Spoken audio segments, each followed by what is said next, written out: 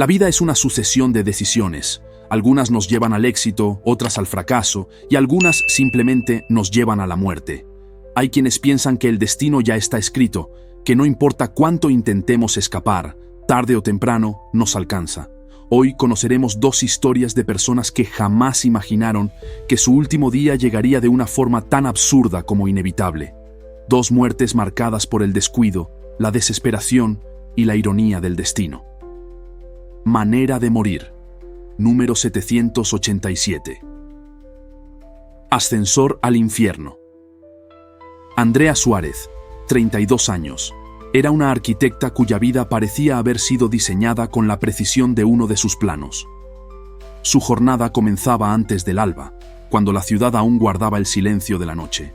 Cada detalle estaba cuidadosamente orquestado. Despertador a las 6 en punto, una taza de café negro sin azúcar, y el ritual casi sagrado de ponerse sus tacones, que chirriaban levemente al tocar el suelo de su elegante departamento en un rascacielos de lujo en el corazón de la ciudad.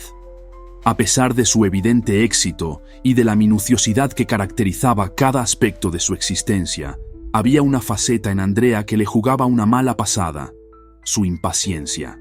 Esta característica, tan sutil como inherente, se manifestaba en pequeños deslices que, en otro contexto, serían simplemente insignificantes. Pero para Andrea el tiempo era oro y cada minuto mal gastado era un fracaso personal. La mañana en cuestión no era distinta a ninguna otra. Con la mente concentrada en la lista de pendientes y en el diseño de un ambicioso proyecto, salió de su apartamento con paso firme y decidido. Sin embargo, ese día se presentó un imprevisto.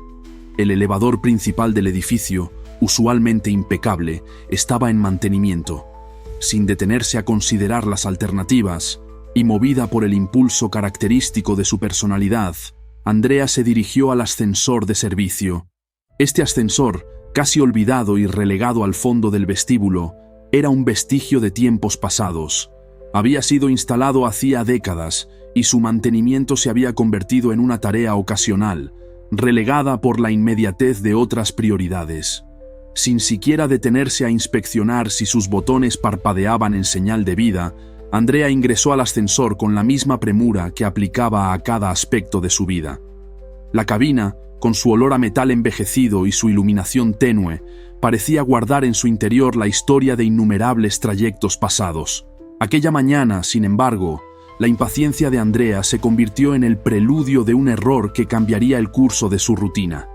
Mientras las puertas se cerraban tras ella, la vibración inicial del ascensor parecía prometer un viaje sin contratiempos, pero la inercia de la prisa no siempre se traduce en seguridad, y en ese instante, la mecánica olvidada del ascensor puso en marcha una cadena de eventos insospechados, marcando el inicio de una serie de momentos que retarían la percepción de control que Andrea tanto valoraba. En ese pequeño cubículo, donde cada segundo contaba, se inició una experiencia que pondría a prueba no solo la resistencia física, sino también la fragilidad de la confianza depositada en la tecnología y en la rutina diaria. Así comenzó la jornada de una mujer que, en su afán por ser siempre puntual y eficiente, se encontró cara a cara con la ironía del destino, al subirse al ascensor equivocado. Cuando las puertas del ascensor se cerraron tras ella, Andrea sintió un leve sacudón, apenas un estremecimiento mecánico que se perdió entre los ruidos cotidianos de su mente siempre en movimiento. Con la confianza de quien ha repetido la misma rutina innumerables veces, pulsó el botón correspondiente a su piso y esperó. Sin embargo, la respuesta habitual del ascensor nunca llegó. La cabina se quedó en silencio, como si hubiese caído en un letargo inerte. Al principio, Andrea atribuyó este comportamiento a un fallo momentáneo, tal vez un pequeño error en el sistema, un retraso que se resolvería en segundos.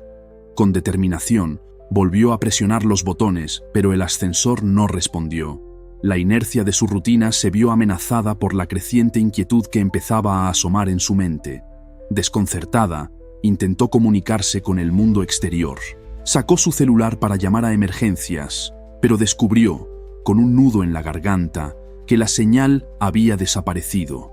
En su desesperación, golpeó las puertas de metal, dejando escapar gritos que se disiparon en el eco frío del pasillo, pero era como si el ascensor estuviera aislado en una cápsula de abandono.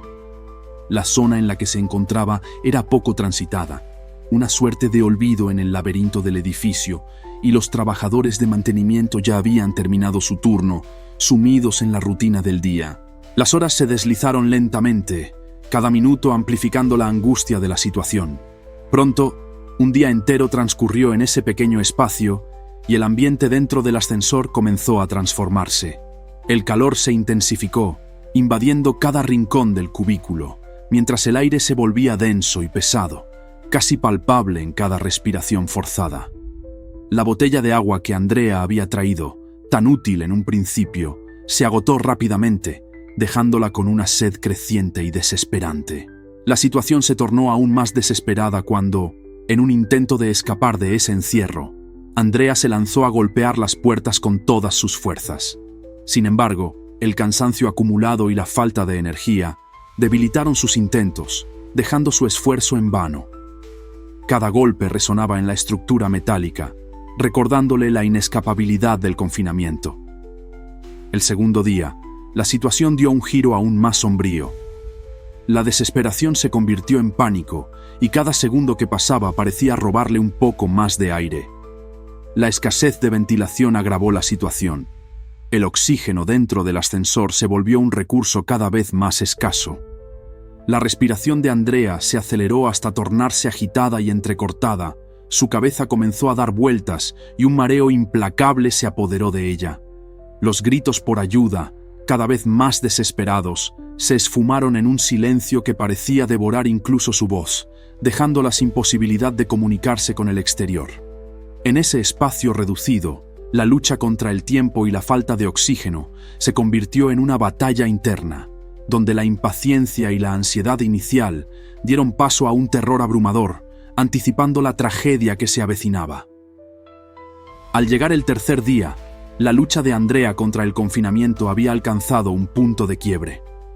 Su cuerpo, agotado por horas de esfuerzo infructuoso, comenzó a rendirse ante la implacable realidad de la falta de oxígeno.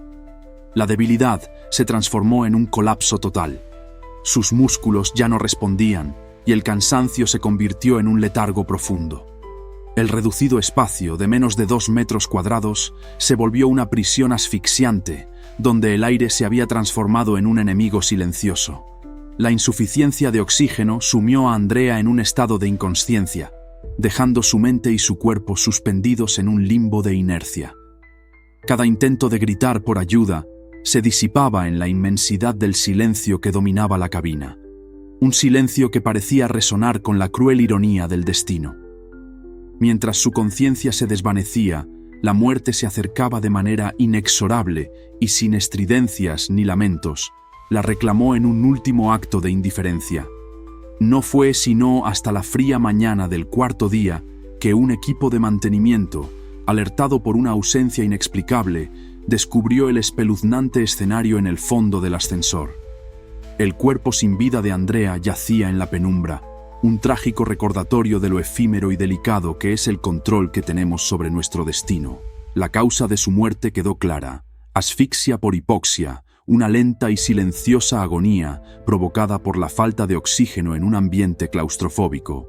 El trágico destino de Andrea Suárez, quien había vivido con la firme convicción de que cada minuto contaba, se selló en ese pequeño cubículo, donde un simple descuido al elegir el ascensor equivocado se convirtió en la causa de una muerte lenta y despiadada. Número de muerte: 787. Ascensor al infierno, manera de morir. Número 963. El último sorbo. Darío Ramos, un hombre de negocios de 45 años, se había forjado una reputación basada en el éxito y en un gusto impecable por lo exclusivo. Su vida era un constante desfile de lujos. Autos deportivos que rugían al compás de sus triunfos, trajes a medida que acentuaban su porte imponente y una pasión desbordada por la comida exótica. Para Darío, cada bocado era una aventura, una experiencia extrema que lo transportaba a las culturas más recónditas del planeta. Había cruzado fronteras, degustando desde el sutil placer del pez globo en Japón hasta el audaz sabor de la serpiente en Tailandia. siempre en busca de la próxima sensación culinaria que rompiera esquemas. En un viaje de negocios a una isla paradisíaca, Darío se encontró rodeado de paisajes que parecían sacados de una postal, playas de arena blanca, aguas turquesa y una atmósfera cargada de exotismo. Sin embargo, no fue la belleza del entorno lo que capturó su atención esa noche, sino la promesa de una experiencia gastronómica fuera de lo común. En medio de la velada, un tema recurrente surgió en la conversación: el kiviak, un enigmático plato tradicional inuit que pocos se atrevían a probar. El kiviak, un manjar cuya preparación roza lo ritual, consistía en fermentar aves marinas enteras dentro de una foca durante meses. La idea misma resultaba tan desafiante como intrigante. Mientras algunos se estremecían ante la mención de su olor fuerte e incluso insoportable, Darío veía en él la oportunidad perfecta para impresionar a sus colegas y demostrar, una vez más, su inquebrantable audacia. Con la mirada fija en el estatus y el deseo de sobresalir, Darío decidió no solo aceptar el reto, sino encarnar su esencia aventurera. Esa noche, en el ambiente íntimo y sofisticado de un restaurante local, se presentó el kiviak ante él. La presentación del plato fue tan rústica como enigmática. Aves marinas enteras, colgadas en una foca en un ambiente que evocaba tradiciones ancestrales. La mezcla de texturas y olores, unidas en un equilibrio precario entre lo sublime y lo prohibido, era un espectáculo en sí mismo. Con una determinación que desbordaba confianza, Darío se sirvió una generosa porción. Aunque la primera impresión fue de asombro y hasta de cierto asco, la presión de la admiración de sus colegas lo impulsó a enfrentar el desafío de inmediato. Cada bocado era un riesgo calculado, un salto al vacío en el que lo exótico se mezclaba con lo peligroso. Para Darío, este acto no solo era una muestra de su insaciable apetito por lo nuevo, sino también una declaración de que ningún límite debía interponerse en el camino de la experiencia. Mientras el plato de kiviak reposaba frente a Darío, el chef se acercó con una mezcla de cautela y seriedad. Con voz grave, le advirtió que la clave de este manjar radicaba en el equilibrio preciso de la fermentación. Si se consumía demasiado fresco, el sabor era insípido y deslucido, pero si se dejaba fermentar por más tiempo del adecuado, las bacterias presentes podían multiplicarse a niveles letales. Era un arte delicado, una danza entre la tradición y el riesgo, donde cada minuto contaba. Impulsado por su habitual arrogancia y el deseo inquebrantable de romper barreras, Darío desestimó la advertencia. Con la confianza de quien siempre se sentía invencible, se sirvió una porción generosa del kiviak. Al primer bocado, un asco momentáneo invadió sus sentidos. El olor penetrante y el sabor intenso parecían desafiar su paladar acostumbrado a lo exquisito y refinado.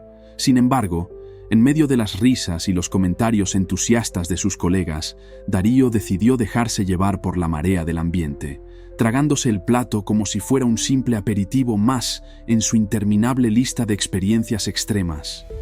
Lo que Darío no pudo prever fue la lenta y letal conspiración que se estaba gestando en su interior. Horas después, el enigma del kiviak se reveló con crueldad.